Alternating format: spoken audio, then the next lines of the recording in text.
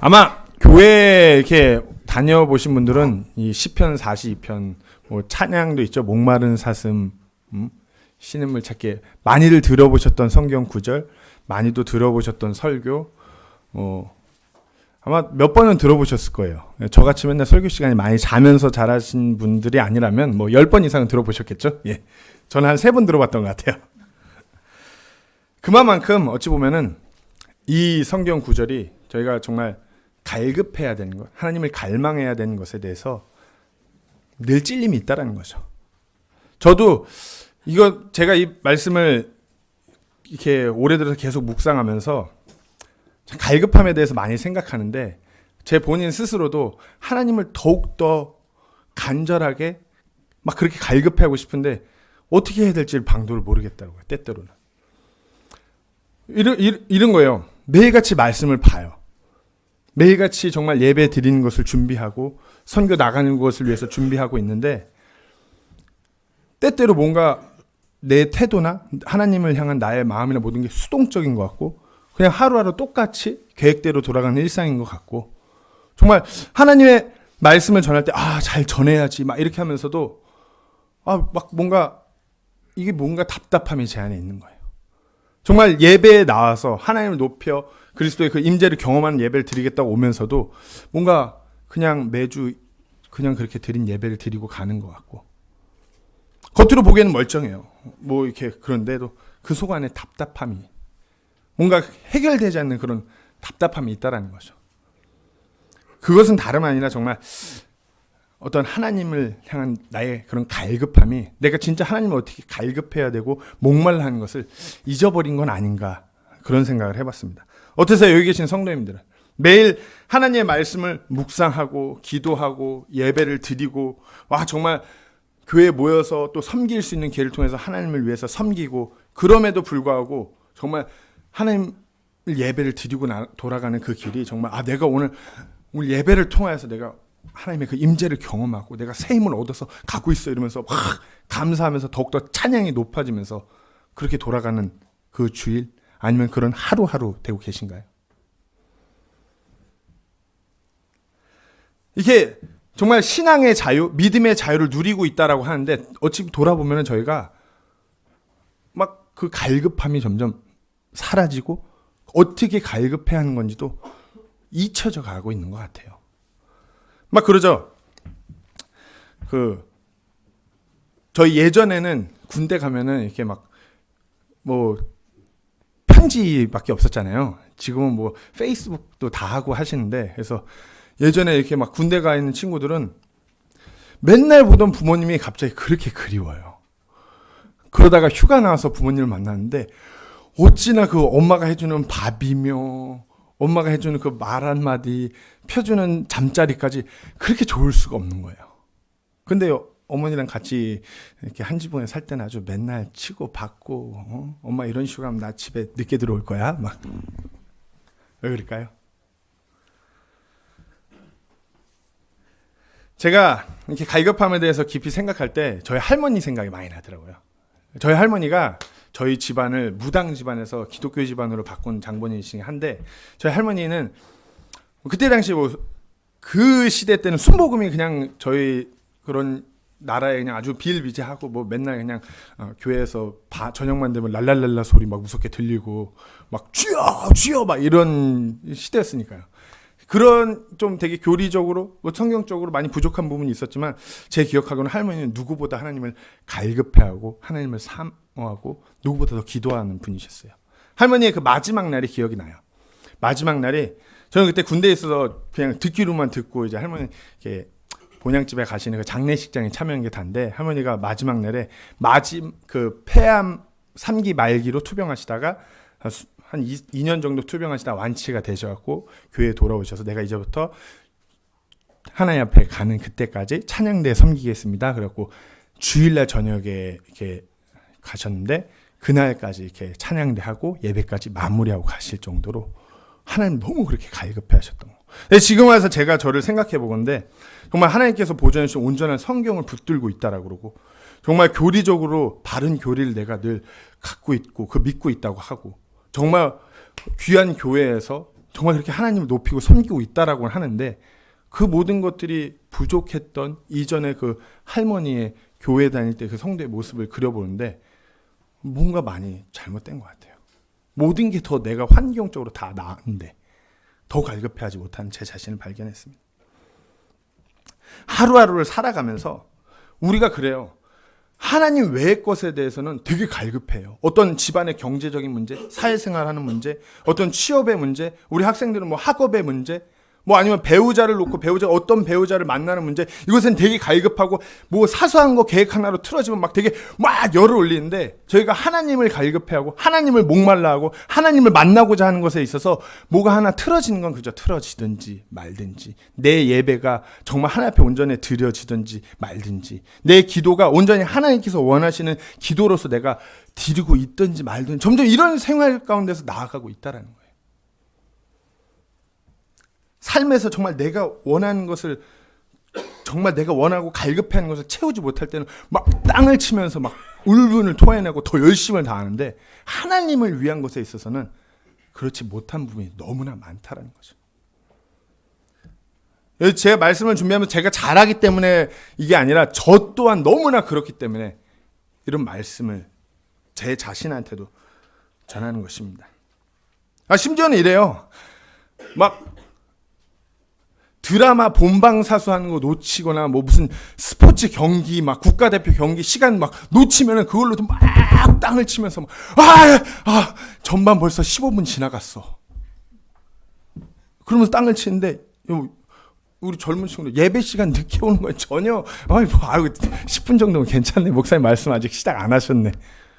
웃어 넘기지만 저희의 삶에서 이런 부분조차도 다 드러나는 거예요.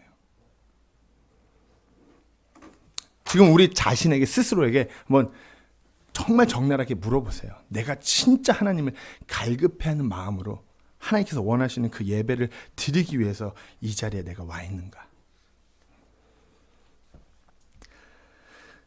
뭐 지식적으로는 알아요. 성경적으로는 우리가 예배를 막 영과 진리로 다 알아요. 올바른 교리 가운데 하나님께 드리는 찬양은 어떻게 하고 하나님께 드리는 우리가 헌금을 드릴 때는 성경에서 어떻게 하기 때문에 우리 이렇게 드리고 다 알아요.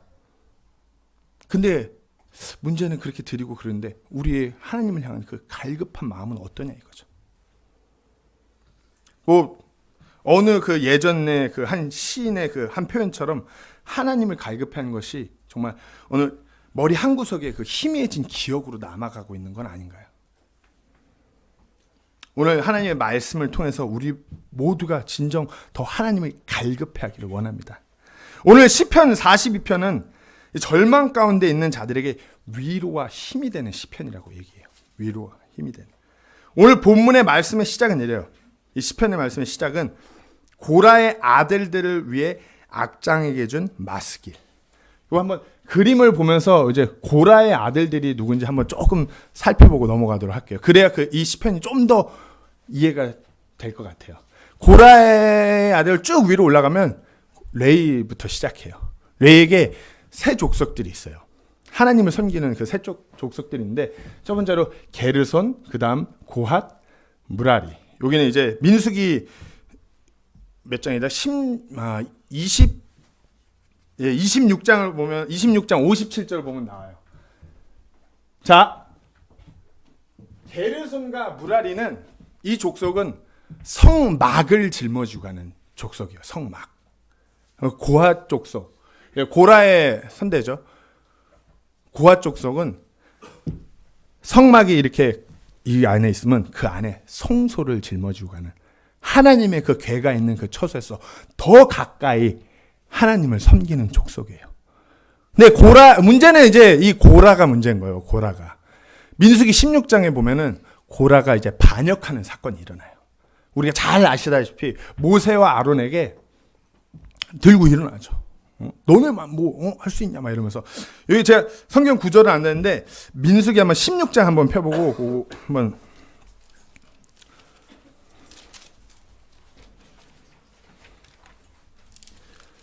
민수기 16장 3절에서 고라가 이렇게 반역을 합니다.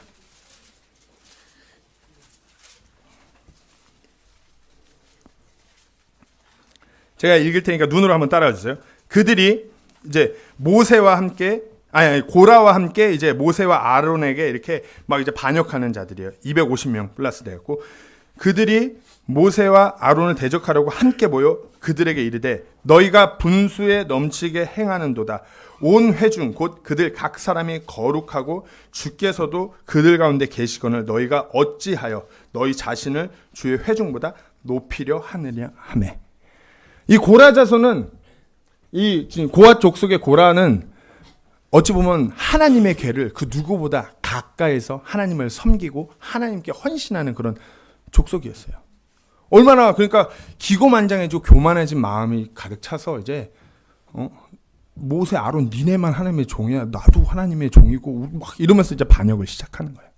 근데 이 반역의 결과는 이렇게 하고 이제 16장 후반부에 보면은 반역의 결과에 대해서 잘 알고 있어요.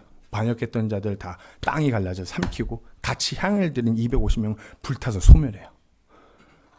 근데 이제 민수기 마지막 부분에 보면은 하나님이 그 고라는 삼켰는데 고라의 자손들은 살리셨다라고 얘기가 나와요. 그러고 나서 이제 그 고라의 자손들의 후대가 이래요. 우리가 시편에서도 하나님을 찬양하는 정말 여러 시편이 있었던 그 아삽, 그리고 우리가 잘 아는 그 하나님의 궤로 인해서 막 베레스 우사 사건에서 하나님의 궤를 온전히 섬겨왔고 또 그렇게 하나님을 드높이고 하나님을 위해서 잘 쓰임받았던 오베데돔. 이게 고라의 또 후손들이에요. 고라에서 이렇게 반역했는데 후손들은 정말 하나님을 더 온전히 섬기고 정말 이제 성전이 건축됐을 때는 문지기로서 하나님을 찬양하는 자들로서 온전히 하나님을 섬겼던 자들이에요. 근데 이 아삽과 오베데돔의 마음이 고라의 자손들이 고라의 아들들의 마음이 어땠을까요? 이들의 마음들은 정말 이 자신들의 선조 고라의 사건을 하나님께서 이스라엘 백성의 표적이 돼서 기억하게 하시겠다고 했던 그 말씀 그대로 이들은 기억했던 거예요. 우리가 어찌 보면 하나님께 반역을 해갖고 우리 가족 모두 몰살당할 수 있었음에도 불구하고 하나님의 은혜로 우리가 이렇게 살아있구나. 뿐만 아니라 우리가 하나님의 은혜로 계속해서 하나님의 궤가 가장 가까운 곳에서 하나님을 섬길 수 있는 그 특권을 허락하여 주셨구나. 근데 이제 문제는 이거예요. 오늘 이 시편의 기록에서 많은 신학자들은 크게 이 시편에 쓰여진 배경이 정확하게 언제라고 기록되어 있지 않기 때문에 추정을 하는 거예요. 이 시편을 읽고 나서. 크게 두 가지로 나뉘어요.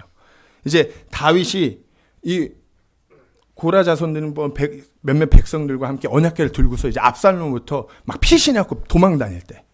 그러면서 이제 어쩔 수 없어서 언약궤를 다시 예루살렘으로 돌려보내면서 막 백성들이 통곡을 하는 거예요. 요 부분이 그 사무엘기 하 15장 29절 30절이거든요. 한번 읽어볼게요. 그러므로 사독과 아비아달이 하나님의 궤를 다시 예루살렘으로 가져가고 거기에 머무니라. 다윗이 올리베 산의 오르막길로 올라갈 때 올라가면서 울고 머리를 덮고 맨발로 가며 그와 함께한 온 백성도 각각 자기 머리를 덮고 올라가되 울며 올라가니. 이 고라 자손들은 하나님의 궤를 가장 가까이서 섬기는 사람들이었어요. 근데 이 궤를 정말 이들의 상황이 어쩔 수가 없어서 압살롬이 있는 예루살렘에 돌려보내는 거예요. 정말 하나님을 은혜를 입은 자로서 하나님을 높이고 찬양하고 거기서 섬기는 게 이들 자손들의 이들의 정말 삶의 전부였는데 그걸 뺏겨버린 이들에게는 절망 그 자체였어요. 또 다른 신학자의 한 의견은 시편 137편을 통해서 바빌론 포로로 갔을 때로 추정을 해요. 시편 137편 1절에서 3절을 제가 한번 또 읽겠습니다. 스크린에 띄워놨으니까 한번 같이 눈으로 따라와 주세요.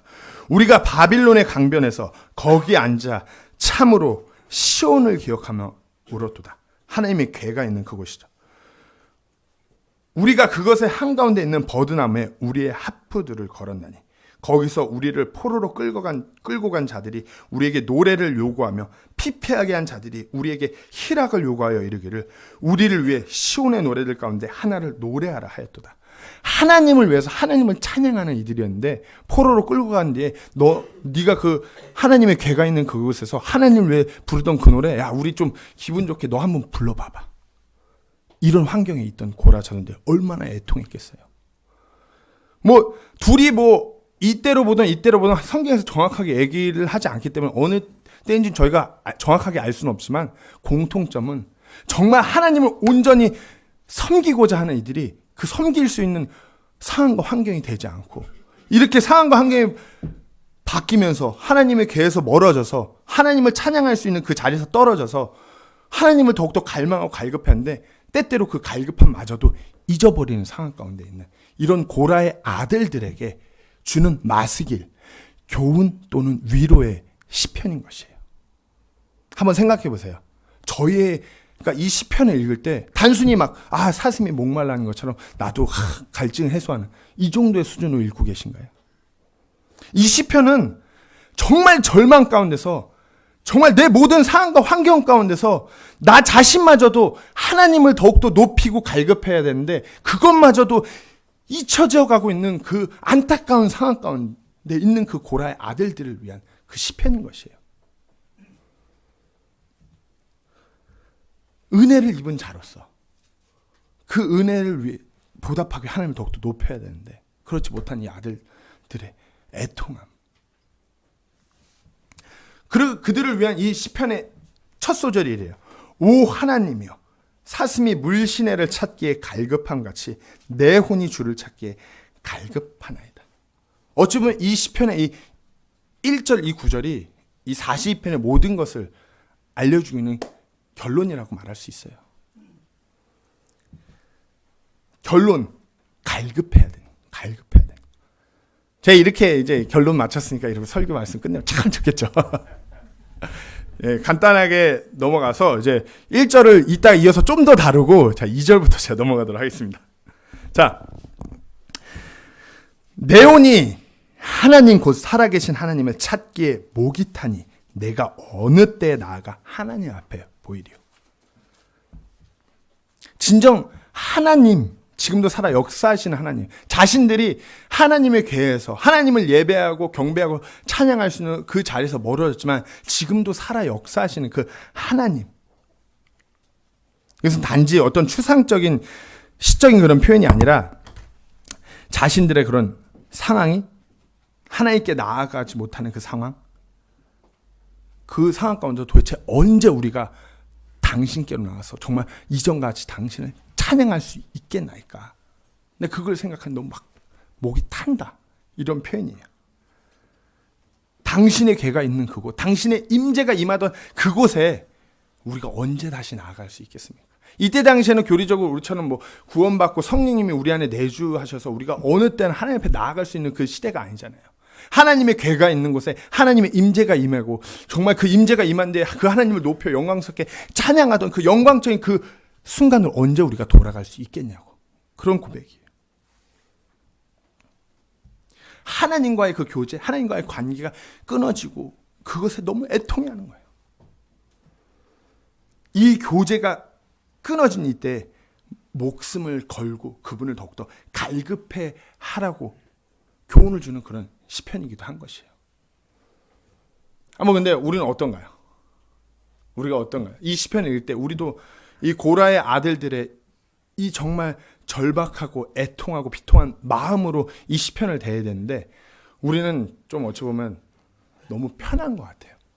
모든 것이 다 자유롭게 하나님을 섬길 수 있고 모든 것이 더 공급되는데 심지어는 하나님께서 보존하신 그 하나님의 말씀이 정말 온전하게 또 번역돼서 우리 손에 정말 우리나라의 그 한글로서 읽을 수 있음에도 불구하고 정말 너무나 쉽게 모여서 하나님을 예배하고 찬양할 수 있음에도 불구하고 우리가 구원받고 성령님께서 우리 안에 내주하심으로 우리가 늘 삶 가운데서 하나님을 높여 부르짖고 찾을 수 있음에도 불구하고 갈급해하는 마음이 우리의 그런 갈급함이 점점 우리의 기억 속에서도 잊혀져 가는 거예요. 어떻게 갈급해야 되는지 어떻게 내가 목말라하고 하나님 더욱더 갈망해야 되는지 그걸 점점 잊어가요. 계속해서 3절 읽겠습니다. 그들이 계속해서 내게 말하기를 네 하나님이 어디 있느냐 함으로 내 눈물이 밤낮으로 내 음식이 되었도다. 근데 이제 그것까지 모자라 더 나아가서 하나님을 믿지 아니하는 자들이 이들 보고 손가락질하고 조롱하는 거예요. 야 니네 상황이 이 지경이 되도록 너네 하나님 도대체 어디 있냐고. 그분이 살아계시긴 한 거냐고. 이 지경이 되도록 왜 니네 꼬라지를 봐. 그렇게 하나님의 궤에서 하나님의 임재를 경험하면서 그렇게 하나님을 높이고 찬양한다고 그러는 니들은 지금 뭐 하고 있는데? 너 왜 그 모양이니? 근데 이것을 들어서 고라전이 더 비통하기보다는 이런 상황 가운데 자기 자신도 돌아보는데 상황과 환경이 이렇게 됐는데 점점 하나님을 막 섬기고 찬양하고 높여가는 그 갈급함마저 잊혀져 가고 있으니 그 소리를 들으면서 자기 자신을 보니 더 애통한 거예요. 내 하나님을 욕되게 하며 정말 실질적으로 내 자신을 바라보니까 내가 진짜 하나님을 갈급해하고 살아계신 하나님으로 믿고 그분을 갈망해야 하는 그 마음마저도 막 결여되는 것 같은 거예요. 그런 걸 생각할 때마다 내 눈물이 밤낮으로 내 자신을 보니까 이 사람들이 매일같이 막 손가락하면서 하는 게 아닌데 내 자신을 바라볼 때마다 눈물이 흐르는 것이에요. 왜? 내가 진짜 내 하나님이 살아계시지 않는 것처럼 그렇게 점점 삶을 살아가고 있으니까요. 우리는 어떤가요? 우리는 진짜 우리 자신을 돌아볼 때 정말 하나님이 역사하시고 살아계시고 아까 이 찬양의 가사처럼 말씀을 통해서 그 바위도 깨 부셔버릴 수 있다는 그런 믿음으로 그런 능력을 갈구하고 그런 하나님을 막 갈급해하면서 하루하루를 살아가고 있나요? 막 세상은 요즘에 세상 사람들이 교회를 보면서 아주 신나게 적나라하게 손가락질해요. 이것을 통해서 우리가 막 소리를 올리고 울분을 토해낼 게 아니라 우리 스스로도 그 사람들이 손가락질하고 말하는 대로 우리 교회가 그렇게 변질되고 있다라는 것이에요. 우리 자신들이 마치 하나님 안에 교회 안에 하나님이 없는 그와 같은 교회로 그와 같은 그리스도인들로 살아가고 있어요. 세상 사람들은 늘 손가락질하고 앞으로도 손가락질할 거예요. 변함이 없어요. 근데 문제는 우리 자신들이 점점 하나님을 잊혀가고 갈급해하는 것도 잊어가고 하나님으로부터 점점 멀어져 가고 있다는 거예요. 구원받은 그리스도인 정말 구원받은 하나님의 교회들마저도 그리 되고 있다는 것이에요. 하나님이 없이 세상에 져서 점점 육신을 따라가기 바빠요. 우리가 그런 것을 조금 더 돌아보고 우리 자신의 그런 것들을 발견하면서 더욱더 애통해하고 비통해하면서 하나님 앞에 무릎 꿇고 그분을 더욱더 갈급해야 되는 것이에요. 매일같이 내 삶의 중심 가운데 중심으로 하나님이 계시는지 안 계시는지 매일같이 확인하고 내 삶이 정말 그분의 영광을 드높이기 위해서 살아가고 있는지 아닌지를 계속 확인해 봐야 되는 것입니다. 4절 말씀을 보겠습니다. 내가 전에 그 무리 곧 거룩한 나를 지키는 무리와 함께 기쁨과 찬양의 소리를 내며 하나님의 집에 갔으므로 이 일들을 기억할 때 내 혼을 내 속에서 쏟아내는도다. 이 시편 기자의 이 고백은 이전에 내가 하나님께 나아가서 그분을 높이고 찬양하며 그 집에 갔던 그 일들을 기억하는데 막 기억하면 더 기뻐야 되고 막 좋아야 되잖아요. 근데 막 내 혼을 내 속에서 쏟아낸다는 그런 표현을 써요. 이 말은 너무나 슬프고 아프고 애통해하는 표현인 것이에요. 이 표현은 시편 22편은 한 번 더 이렇게 사용돼요. 시편 22편 14절에 나는 물같이 쏟아졌고 내 모든 뼈는 어그러졌으며 내 심장은 말초같이 되어 내장 한가운데서 녹았나이다. 내가 예전에 하나님을 이렇게 두높이고 하나님의 임재를 경험하고 하나님을 높여 찬양하고 그분 앞에서 헌신할 때 그걸 생각하는데 내가 사라질 것 같이 내가 소멸질 것 같이 너무나 아프고 비통한 것이에요. 지금 이 상황 가운데서 이 상황에서 내가 하나님을 온전히 그렇게 높이지 못하는 그 상황, 그런 내 자신, 내가 이전에 하나님의 궤 앞에 있을 때처럼 그렇게 하나님을 높이고 하나님을 바라봐야 되는데 하나님의 궤가 없어지니까 완전 깜깜한 어둠이에요.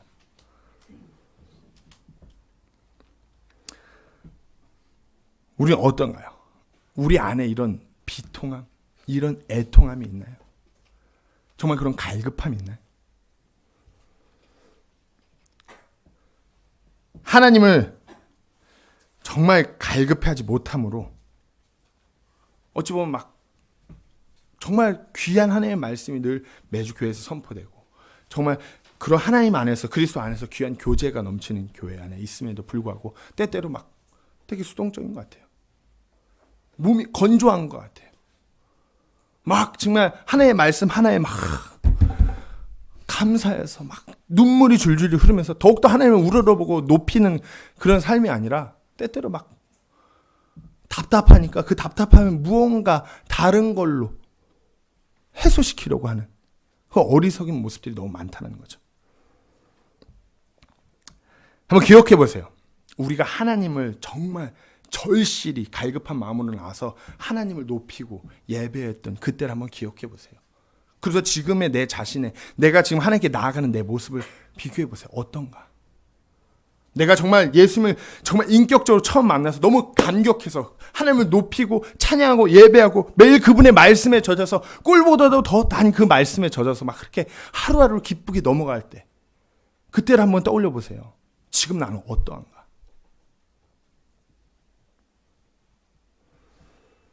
그냥 그렇게 되지 않는 내 자신으로 인해 한숨만 쉬고 포기하고 그냥 내 맘대로 그냥 흘러가는 대로 그냥 아유 이러다 예수님 오시겠지, 이런 삶이 아니라 매일 순간순간 더 갈급해하고 더 그분을 만나길 원해야 합니다.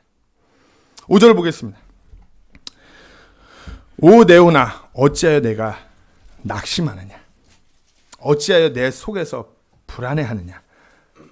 너는 하나님께 소망을 두라. 그분의 얼굴의 도우심으로 인하여 내가 여전히 그분을 찬양하리로다.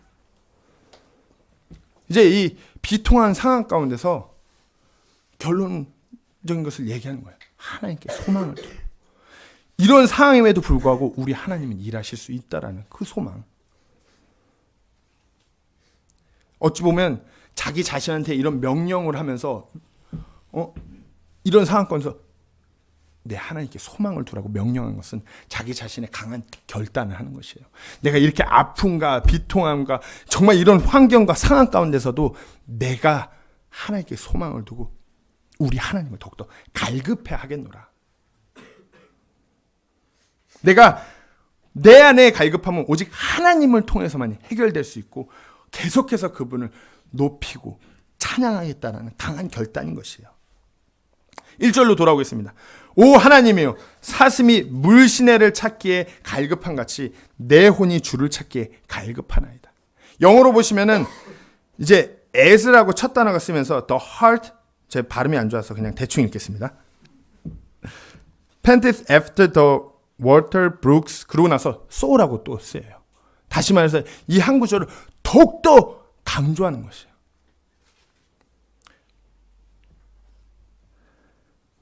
저희 한글 음정에서는 이게 소라는 것이 번역되지 않았지만 이것이 영어로 봤을 때는 강조를 한 번 더 함으로 인해서 이 문장이 얼마나 더 중요한지를 알려주는 것이에요.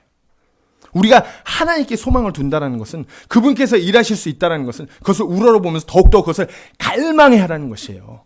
목마른 사슴이 물신을 찾아서 막 그렇게 헤매이는 것처럼, 정말 그 헤매이는 것처럼 내 혼이 우리 주 하나님을 찾기 이렇게 갈급해하라는 것. 사슴은 열이 많은 동물이에요. 때문에 정말 목말라 할 때, 물이 없을 때 그 물을 찾기 위해서 막 헐떡이면서 막 뛰어다니는 거예요. 여기서 그 단어 펜테스라는 단어가 쓰였는데 단순히 목말라 하는 게 아니에요. 다른 시편에서 이 단어가 쓴 용례는 이렇게 쓰였어요. 시편 38편 10절에 내 심장이 헐떡거리고 My heart is panted. 내가 막 목말라 갖고 막 목말라 이렇게 쓰러지는 게 아니라 그것을 찾기 위해서 막 내 생명을 걸고 뛰어다니는 것이에요. 실제로 이 시대 때 이 지방에서 너무 건조한 건기 때는 물이 너무나 없기 때문에 맹수들이 사슴이 막 목말라 갖고 그 물을 찾아서 막 나타날 거 알기 때문에 그 물신의 앞에서 대기하고 있대요. 기다리면 사슴이 나타나겠지. 근데 사슴은 그걸 알아요. 그럼에도 불구하고 그 물을 향해 가는 거예요. 왜? 정말 갈급하니까.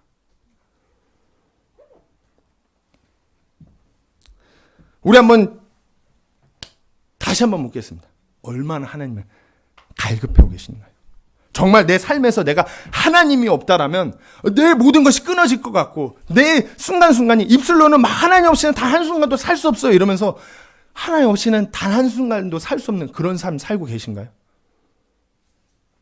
아니면 막 이거 없으면 못 살겠고 저거 없으면 못 살겠고 그래서 요거 필요하고 근데 이분은 하나님 없이는 살 수 없어요. 이렇게 살고 계십니다.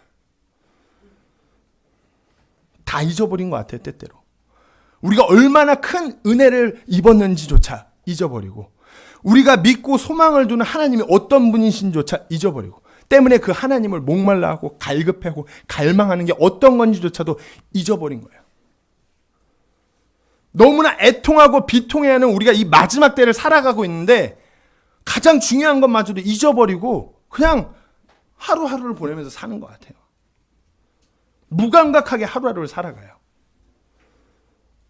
매일 하나님과 교제하면서도 매주 예배를 드리면서도 매일 하나님의 말씀을 묵상하면서도 기도를 하면서도 삶이 더욱더 메말라가요. 삶에 말할 수 없는 그 답답함이 풀리지 않는 것 같아요. 이것이 어찌 보면 영적인 전투를 싸우면서 살아가는 우리 그리스도인들을 육적인 그리스도인으로 변질시키는 거예요.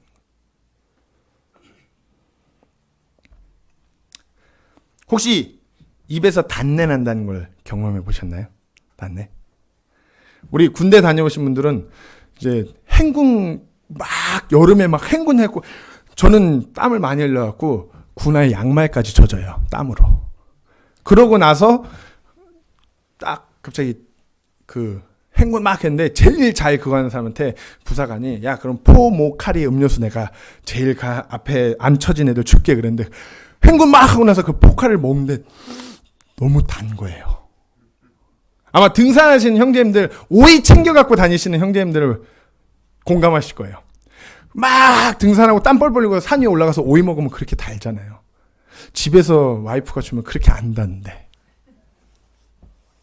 제가 지금 하고 있는 이 일을 처음 교육기관에 배울 때 처음 현장에 나가서 그때는 오토바이도 없어서 선배가 오토바이 타고 가면 제가 막 뛰어서 쫓아갔거든요. 그리고 그 일을 마쳤는데 선배가 포모카리 음료수 사다 줬는데 사실 맛있는데 너무 단 거예요. 와, 달다 이러니까 갑자기 선배가 그러더라고요. 달지? 그러니까 예, 그러니까 그래 그게 네 입에서 단내 나는 거야. 어떤가요? 너무 달콤한 거예요. 어떤 콜라나 사이다보다도 더 달아요. 왜요? 그만큼 갈급해한 거거든요. 그만큼 목말라 한 거거든요. 우리가 이같이 우리가 얼마나 하나님을 갈급해 했냐라는 그 정도에 따라서 우리가 드리는 예배가 우리가 보는 그 말씀이 더욱더 강하게 내 안으로 들어오는 것이에요. 내가 하나님을 목말라하지도 갈급해하지도 않고 그냥 하나님 없이 난 그냥 잘 살고 있어 이런 상태로 예배에 나왔는데 그 예배가 어떻게 하나님의 임재를 경험하는 예배가 될 수 있겠어요. 그러면서 오늘 좀 예배 분위기가 어수선하네. 목사님 설교가 오늘 1시간째인데 디스하는 거 아닙니다. 제가 다니면서 훨씬 긴 분들 많이 봤어요. 찬양이 오늘 악기가 좀 빠졌네. 그렇네.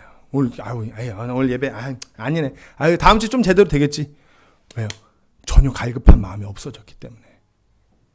초대교회를 생각해 보세요. 매일 하나님을 위해서 모이는 그 한 자리 한 자리를 너무나 목말라고 너무나 소중해하고 그렇게 갈급해서 모이니까 그릇들이 모여서 어떤 악기도 하나 없이 그냥 시편의 한 소절을 읊으면서 하나님을 찬양할 때 그들 눈에서 눈물이 흐르는 것이에요.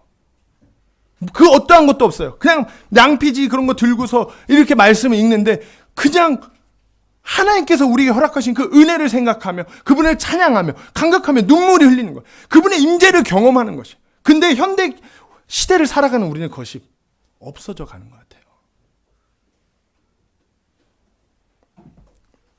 우리는 우리가 하나님을 갈급해하지 못함으로 인해서 애통해하는 이 고라자손들을 이들의 모습을 떠올리면서 우리 또한 더욱더 비통해하고 애통해하고 아파하면서 하나님을 더욱더 갈급해야 합니다. 진정 그리스도인으로서 우리가 삶을 살아갈 때 우리 삶에서 더욱더 진한 그런 단내가 나야 되는 것이에요. 막 더욱더 메말라하고 더욱더 목말라하고 더욱더 갈급해함으로 인해서 우리가 그분께 드리는 그 예배가 우리가 되는 하나님의 그 진리의 말씀이 그분을 향한 우리의 찬양이 기도가 더욱더 놀랍게 우리 안에 일할 수 있도록 해야 되는 것이에요. 디모데후서 4장 2절을 한번 보실게요. 디모데후서 4장 2절은 이제 바울의 마지막 때 쓴 그런 말이에요. 제가 읽겠습니다. 스크린에도 띄워놨어요. 네가 올 때 내가 드로아에서 가보에게 맡겨놓은 겉옷을 가져오고 또 책들을 가져오되 특별히 양피지들을 가져오라. 옥중서신 그러면 1차 토크 했을 때 옥중서신 사도 바울이 어떤 감옥에서 막 힘들게 서신을 썼다는데 이때는 사도 바울의 그 시민권의 발효가 돼서 솔직히 사도 바울이 되게 자유롭게 편한 생활을 하면서 서신을 썼을 때요. 근데 디모데후서는 옥중서신으로 이렇게 분류할 수도 있겠지만 옥에서 쓴 건 맞으니까요. 근데 목회서신으로 뭐 디모데에게 이렇게 서신을 썼기 때문에 그렇게 많이 분류들 해요. 근데 이 디모데후서를 썼을 때 바울은 정말 처참한 환경 가운데 있은 거죠. 이때야말로 진짜 우리가 생각하는 구덩이를 파갖고 요만한 구멍, 그런 구멍은 동굴 같은데 정말 바닥에서 냉기가 막 올라오는 그곳에 투옥됐던 것이에요. 생각해 보세요. 이미 거의 바울의 마지막 때예요. 이미 1차 선교행 때 맞기도 엄청나게 맞고 죽을 그런 고비도 엄청나게 많이 넘겨갖고 아마 막 이때 당시 막 어느 신학자는 추론하기는 아주 그냥 몰골이 그냥 얼굴도 괴팍해질 정도가 아니라 완전 그냥 흉측할 정도 너무 고생을 많이 해서 그런데 이제 이 서신에서 디모데한테 너무 육신적인 이 얘기를 하는 거예요. 이 너무 추우니까 몸도 성치 않아요. 이미 죽을 때가 이 옥생활이 얼마 머지 않아서 이 옥생활은 그렇게 길지 않았다고 그래요. 올지 않아서 이제 죽어요 바울은. 그러니까 마지막에 내가 이제 달력이 다 달랐고 나 하나님 앞에 갈 준비 됐어 이렇게 얘기했거든요. 이 상황 가운데 디모데한테 겉옷 좀 갖고 와줘. 나 너무 추워 너무 힘들어. 그런데 그럼에도 불구하고 내가 그 맡겨놓은 겉옷 꼭 갖고 오는데 책들도 갖고 온대. 그중에 특별히 양피지를 꼭 갖고 와. 이 동굴 가운데서 아마 동굴 같은 이 감옥에서 빛은 들어오는 시간 한정돼 있어요. 여기 촛불이 있어 뭐 라이트가 뭐가 있겠어요. 빛으로 이렇게 하나님의 말씀을 대할 수 있는 그 한정된 시간 가운데서도 바울은 하나님을 더욱더 갈급해하는 것이죠. 이 상황 가운데 자기 육신의 한계가 다 됐어요. 하나님 앞에 내가 이제 갈 때가 다 됐다는 걸 아는 그 시간임에도 불구하고 하나님을 갈급해하는 거예요. 내가 이 시간 가운데서 내가 하나님 앞에 조금 더 나아가길 원한다. 그러니 디모데야 제발 특별히 그 양피지 좀 갖다 줘. 이미 하나님의 말씀을 너무나 잘 알고 외우고 그 하나님의 말씀을 성령을 통해서 써나가갔던 바울임에도 불구하고 양피지를 갖다 줘. 그만큼 하나님을 갈급해하는 것이. 어떻습니까? 우리는 하나님을 얼마나 어떻게 더 갈급해야 할까요? 매일 삶 가운데서 이 바울의 모습과 같이 육신의 한계, 내 상황, 그 모든 것을 뛰어넘어서 하나님을 더욱더 갈급해야 되는 것이. 모든 것을 통하여서 일하시고 모든 것을 뛰어넘는 그 능력을 가신 그 하나님을 우리가 갈급해하는 그런 삶을 살아가야 되는 것입니다. 시편 63편 1절 말씀을 다 같이 한 목소리를 읽고 하나님의 말씀을 마치도록 하겠습니다.